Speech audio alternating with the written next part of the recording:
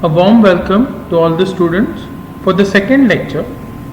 Today we are going to see the connection between Java and Internet, how Java is suited for World Wide Web. Further, we are going to see the different components of Java environment, and finally we shall see how the Java program is executed. So let us begin. Java and Internet. Now this is a remote server. Okay, so on the remote server or on remote computer you will have pages, HTML documents, okay, and there will be an applet tag. So these websites will contain applet tag in their HTML documents. Okay, within this applet tag will be a bytecode version of the applet that is intended to run on the client's machine. On the local client or on the local computer, there is a Java enabled browser, for example Hot Java browser, which downloads the remote applets and runs on the local system. So what happens is, suppose local computer demands for a particular program or for a particular file. Okay, there is a HTTP request that goes to the remote computer or web server. Web server, it looks out for that particular program, and then it sends back the HTML document with the applet that is embedded within the applet tag. Again, the applet that is sent is a bytecode version which comes on the local computer, and the Hot Java browser can then can then interpret this particular bytecode version of the applet, and it can run it on the local computer without any problem. So this is how Java works in internet domain with respect to applets. Now when we talk about Java and World Wide Web, as we have just seen that since Java and web, they share the same philosophy, okay, Java could be easily incorporated in the web system. Incorporation of Java in web pages enabled animations, graphics, games and wide range of spatial effects, thereby enabling us to be more interactive and dynamic, okay, and thereby enabling the web to be more interactive and dynamic. Let us now understand how the interaction that I have just spoken about, how it actually happens between the user's computer and the remote computer. Let's say he is a user and this is the user's computer. There is a Java enabled web browser which is there on the user's computer. Okay, now user wants a particular document, or let's say user wants to run a particular program, okay, that is there on the server. Okay, so the web browser which is there, okay, it sends the HTTP request. So web browser sends the HTTP request to the remote computer, the web server. Now the web server, what it will do is it will search for the available documents, and suppose it finds the required document, then that HTML document, within that HTML document, the required program or the applet will be embedded using the applet tag. Okay, now the applet source code will be there on that particular remote computer. So that applet source code will be converted to the bytecode, and then that bytecode, which is a platform neutral thing, that will be embedded within the applet tag, right? And as a result, as HTTP responds, it sends the HTML document with the applet tag along with the bytecode for that particular applet. So in the response, as part of HTTP response, it sends the HTML document, and what is there in the HTML document? There is a applet tag, and within applet tag there is a applet bytecode. So both this HTML document and the bytecode is sent on the user's computer. Now once the bytecode of the applet that is required to run on the user's computer it is sent to the user's computer, the web browser on the client or the user's computer it now interprets the bytecode. Okay, so it basically runs the applet. That's the meaning of it. And as a result, after running that applet on the user's local computer, he sees the output on his computer. Okay, so this is how the interaction actually works. Now when we talk about web browsers, there are varieties of web browsers. In fact, initially, okay, there was Hot Java web browser, which was the first browser developed to support the applets. Basically, a web browser allows us to retrieve the information spread across internet and display it using HTML. So Hot Java, as I told you, Hot Java was the first browser which supported applets, and it was the first browser to provide the support for Java language also. However, it is no longer available as it is already discontinued by Sun Microsystems. Netscape Navigator, Netscape Communications, okay, they had a very powerful and widely used web browser of that time. Its popularity, however, decreased with increasing popularity of Internet Explorer, and the last stable release was in the year 2008. Netscape Communications have since then stopped further development of this particular browser. And third, we all know about this, it's Internet Explorer. Now, Internet Explorer, it is fast because it uses something called a JIT or just-in-time compiler to greatly increase the speed of execution. Then further, in the recent times, we have the other browsers. For example, Opera browser. We have your Mozilla browser, and now we have Google Chrome. So these are the updates to the already existing old days browsers. Now, what are the hardware and software requirements for Java programs to run? Java supports multiple operating systems like Windows Server operating system, Windows Vista, Windows 7, Windows 8, today Windows 10, also Sun Solaris operating system, Macintosh, Red Hat Enterprise Linux, and many other flavors of Linux and so on. Okay, now all these operating systems are supported by the Java. A Java program can be actually written using a simple editor like Notepad. You don't require to install something like Visual Studio or something like that, unlike how we do it for C and C++. Now, Notepad, although you are able to write the programs in Notepad, okay, there are certain features which we usually look out for. For example, we will be interested in debugging the program. There will be so many things. So for that there are IDE, Integrated Development Environment. So Java has so many IDEs. The most popular ones are Eclipse, JCreator, NetBeans, JCoder, and so on. We will be using this NetBeans IDE. Okay, initially we will be writing programs in Notepad, and later on, once we are familiar with the process, we will write the further programs using NetBeans. Java support system. Now, what is required for Java support system or for Java to work in online as well as offline mode? One is you require internet connection for the applets to be downloaded on your local system from the remote server. You require a web server. You require a web browser. Web server at the remote end, web browser at your end. Again, the web server will be sending the document. So the documents will be in form of HTML. HTML should have an applet tag within it. Okay. Then Java code should be written for the operations. Bytecode, of course, applet has to be converted to bytecode and then transferred to the local machine. Now there is also a proxy server, and there are mail servers which might be required. Okay.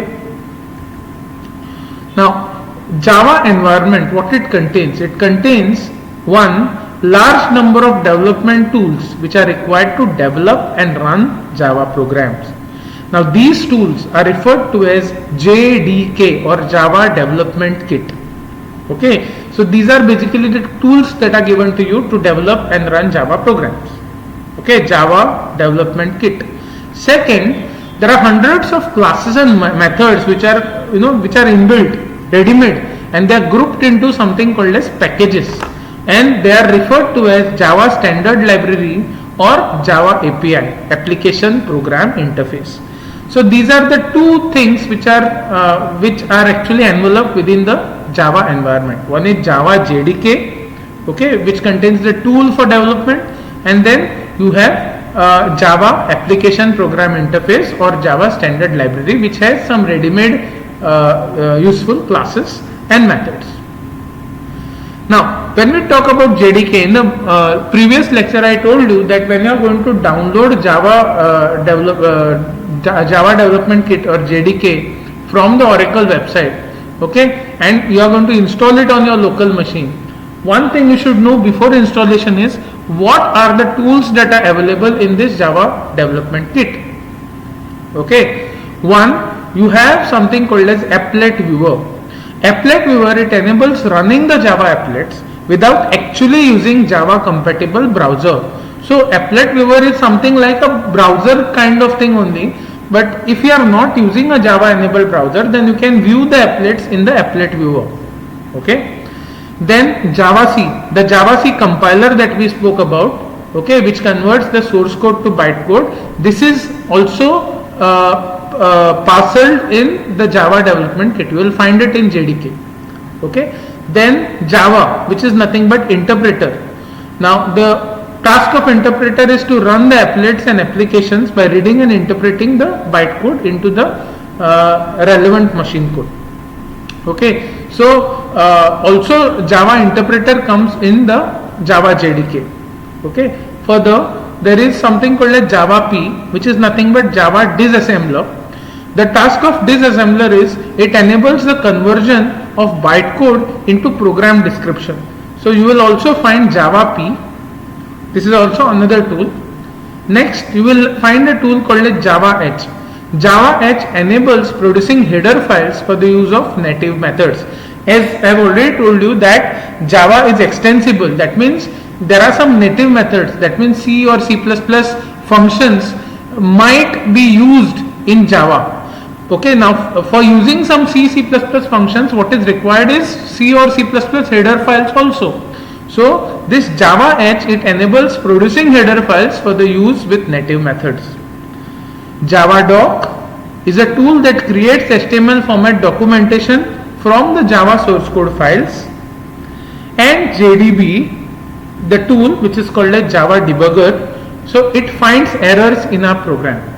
So whenever you are going to download and install JDK on your system, it contains all these things. It has Applet Viewer, Java C, which is a compiler, Java that's an interpreter, Java P, disassembler, Java H, which basically produces header files, JavaDoc, and Java debugger. All these tools are used. Now let's see the process of building and running Java applications using these tools. Okay, so first we will have a text editor like Notepad, and using this text editor like Notepad, you are going to write a Java source code in Notepad, right? Now, while writing the Java source code, okay, you might be using this JavaDoc tool. Now, JavaDoc tool does what? See, basically there are some certain type of comments that you write. Comments are basically for writing the description of the code. So there is a way of writing, a certain comment which JavaDoc can later on convert it to the HTML description. Okay, so JavaDoc, what it does, it goes to the source code and it finds out if there are some description of any code. Okay, it basically embeds that into the HTML file so that it is like a reference for the end user. So then once I write the Java source code, this source code is given as input to Java C compiler that we have already seen. Java C compiler converts the source code into something called as a bytecode. So you have this java.class file.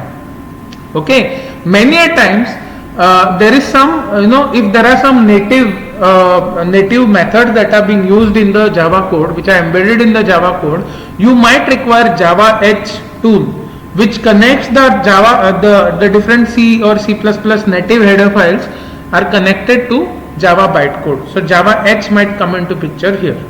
Okay. Now this Java class file or the bytecode file is then given as input to the Java interpreter which is part of Java virtual machine. Now, while interpreting the program, there might be some bugs. So the tool called as Java Debugger or JDB comes into picture here. Okay, and once all this is done, Java interpreter will finally give the Java program output. So this is the process of building and running Java application in light of different tools which are there within the Java development toolkit. Now next we are going to see application programming interface or API. We have already seen what is API. There are some ready-made classes and methods which are available in Java, which are given for the users. They are present in API. So what API contains? One, language support package. Okay, basically if you want to see the terminology, what is a package? Package is something like a folder. So all the different kind of related classes will be present in the package. Okay, so there is one package that is that comes in this API, Java API, that's called as language support package.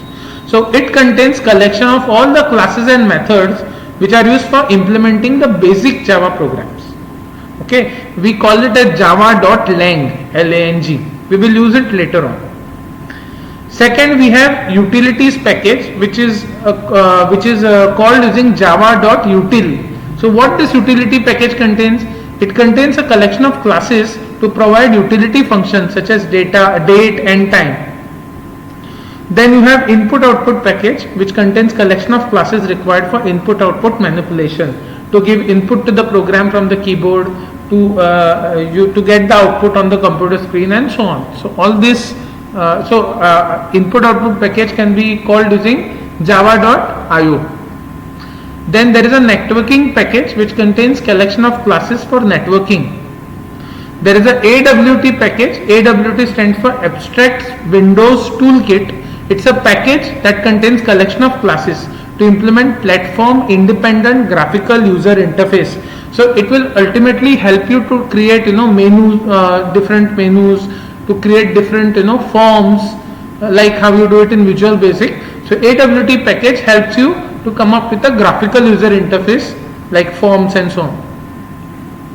So these are all the inbuilt packages which are available in Java API. Also there is a package called as applet package.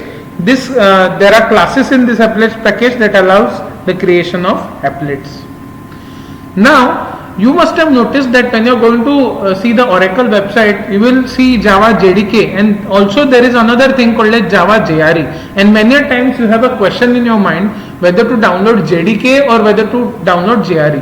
JRE basically stands for Java Runtime Environment, and Java JDK, that is Java Development Toolkit, and Java Runtime Environment are quite different things. Okay, so now first, to see the difference, let us first find out what is Java Runtime Environment. Okay, so this JRE, it facilitates execution of programs developed in Java. Now what it contains? It contains one, JRE contains Java Virtual Machine. Second, it contains runtime class libraries. It contains user interface toolkits, for example for graphics, that is for AWT or for Swing. Okay, there are some user interface toolkits. It contains deployment technologies, for example Java plugin. Now what is this Java plugin? Many times on your browser, if something is missing, it will tell you Java plugin missing. So basically what is plugin? Plugin enables execution of Java applet on a particular browser. And Java Web Start, it enables the remote deployment of an application. That means the user can launch an application directly from browser without going through the actual installation procedure. You don't have to install. You're actually doing the remote deployment of the application. So for that there is Java Web Start. So all this is a part and parcel of Java Runtime Environment. Now let us see the overview of this Java language. Now there are two ways how Java can be used. One, Java can be used to design a standalone application which can be running on one PC which is not connected on internet, offline, or Java also can be used in form of web applets, okay, so that you have internet programming done. In both this, let us see how the program runs. Java source program, Java compiler, that is Java C, it converts it into the bytecode. Okay, now here if it is applet type, okay, then there is a Java enabled web browser that takes the bytecode which is created by Java compiler, okay, and that particular applet bytecode is executed by the web browser and you see the output. But if it is the application type, if it's not internet applet, it is just local application, then the bytecode that is created by Java compiler, it goes to Java interpreter and Java interpreter then interprets it and gets the output. Now let us see how simple programs in Java are written. For example, this is the very first program. Sample1.java is the name of the program. I have used Notepad. You can even use WordPad to write the program. Okay, the body or the structure of the program we are going to see later. Okay, but please note, okay, this program is simply printing a message, welcome to first program, Java program. It just wants to print this message. Even then, okay, compulsorily I have to create a class, and that's why I have already told you that Java is a object oriented language. It is fully object oriented because not a single program can be written without the help of classes. So using something like Notepad or WordPad, first you will have to write the program, then use your command prompt. So how to compile the program using JavaC compiler. Okay, now please note the name of the file, it's sample1.java. Okay, just see how I have named the file. Sample1, these are two words actually. Okay, so every word should start with the capital alphabet. Okay, that's a terminology that we follow in Java. Okay, so you see ONE, one is the second word, so O starts with capital O. Similarly sample, and there is no space, you can write this as one word, but that capital O, it tells you that this is the second word, this is the first word. So this is the name of the Java file. Again, the class, for example, the class name sample1 should be same as the Java file name. Okay, so the name of the program should be same as the class name in which the void main function is present. Now you see there is only one class called as public class sample1, and you see in this particular class there is the void main function which is almost which is familiar to you. Again see public static then string args, we will see this later. Right now just see that void main function, this is that void main function, it resides within the public class called as sample1. And if in Java program there are multiple classes, then that class which has a void main function within it, its name should be given for the file. So sample1 is the name of the class that contains this void main function. Okay, so that should be the name of the program. Okay, now then how to run this program? First of all, I will have to go to command prompt, and I have gone to the location. Of course my program is stored in E drive, a folder called as Java programming, and within that there is another folder I have created, one overview of Java language. Now you see the command that I type here is JavaC. By writing JavaC, I am calling the Java compiler JavaC space. Okay, so you write JavaC space and the name of the file, so sample1.java, and press enter. So by writing this command, JavaC compiler is going to take this Java file and it is going to convert it to the bytecode. So when you press enter, it will simply take you to the next line, okay, and nothing will happen. But actually if you see the folder, like see in E drive Java programming overview of Java language, this is a folder in which my original program called as sample1 is there, Java file. So when I type JavaC sample1.java, JavaC compiler compiles this file. As a result, you can see here, okay, there is another file sample1.class, which is a bytecode file is created. You will not see anything happening here, it will look blank, but internally when you go to the drive and check, okay, the apart from the original Java source code file, you will see another file being created, and that is sample1.class file, and .class is the extension for bytecode file. Fine. Now once the file is the dot class file is generated, so this is how bytecode is generated. Again in the prompt you are going to now, after saying Java C, next you are going to write, you are going to compile the file, okay, this file, dot class file. So you have to just call the interpreter whose name is Java. So write Java, this is the name of the interpreter, space, and you write sample1, because now the bytecode file that is created is sample1.class. So it is understood that it is bytecode. So you don't have to write here sample1.class. Okay. So just write a command Java, which is the interpreter's name, space, name of the file that is just created, that is sample1. Okay. And press enter. Now when this is done, what will happen is JVM will convert the bytecode into the machine code, and then as you can see, the program is basically printing one thing on the screen, that is welcome to the first Java program. You will see in your DOS prompt that welcome to Java first program will be printed on the computer screen. So this is how a simple Java code can be compiled. Okay. Now we will just see how program execution process happens in C programming. So in C, okay, suppose I have a sample.c file which is created. Compilation process, in compilation process, compiler creates a .obj object file, sample.obj. This is all happening in compile time. Now then, when this particular object file is run, when you click the button called as run, okay, what it creates is sample1.exe. But how this sample1.exe executable is created? So in the original file, that is sample.c, you must have mentioned so many header files and so on, right? So in the runtime, what will happen? The code of the header file, once the compiler locates a particular header file, suppose header file is this stdio.h. So in the runtime or during the runtime, okay, the compiler locates that particular header file called as stdio.h, and the code of the header file, the entire code, so the source code of the header file is copied from the header file and it is pasted in the file that is called as sample.exe, that is called as executable file.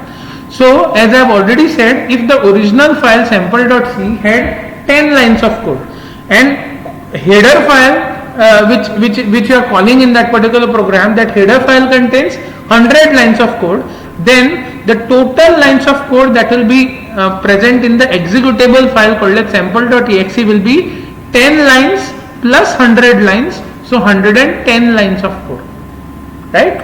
So once this executable is generated, okay, it executes the output and you see the output on the computer screen, right? So this is how compilation and running happens in the C program. Okay, now in Java it is slightly different in a better way. Okay, because here in this process it does not ensure platform independence, right? So finally let's see how program execution process happens in Java. So now you have a source code which we just saw, sample1.java, it's a source code.